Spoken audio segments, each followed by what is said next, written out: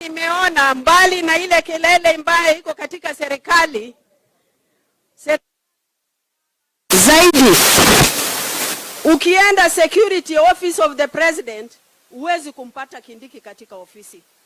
Anazunguka, amehakikisha ya kwamba ameangalia mambo ya usalama. Kwa ukweli tumeona sisi wafugaji ile mambo ya cattle rustling,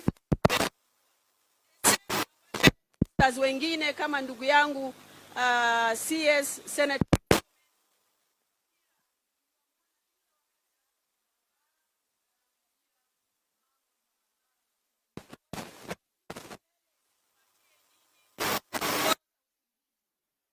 na mimi ningeomba watu wa Baringo next time, vile ambavyo Mheshimiwa Sudi amesema, ni lazima tuzalishe mbuzi zetu. Next time tuwe na mbuzi 10,000 ambaye tunaweza kuuza. Ya mwisho, Your Excellency, kwa sababu haya ni mambo muhimu ya wafugaji, ningekuomba wewe na deputy yako mufanye the same Northern Kenya, ambaye tutaweza kuuza ngamia, tuuze ng'ombe na mbuzi na mifugo zingine. Kwa hivyo tunakuomba hiyo pia iwe implemented. Asante sana, Mungu awabariki. Thank you, Dulo.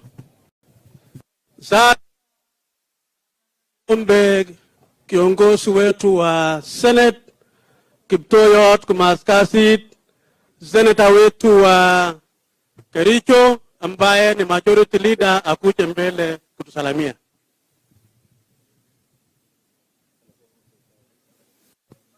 Your Excellency, Rais wetu, Deputy Rigathi Gachagua, viongozi ambao wako hapa mbele, apiga apkache po Baringo. Naona hivi nafasi ni agatatule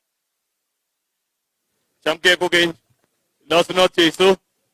Asante. Ya kwanza, mimi nimekuja kushukuru Mwenyezi Mungu kwa kutupa fursa kama hii kupatana na nyinyi watu wa na shughuli hii ambaye ni ya maana sana, na kuwapatia mapato, na vile mmekuwa na hii shughuli kwa miaka mingi, tukitualika kila mwaka, sisi tunapata fursa ya kukuja na kushirikiana na nyinyi. Tunapeleka hii mbuzi mpaka kule kwetu Kericho, waje mashamba sio kubwa sana, hatuna mahali ya kuchukua mingi.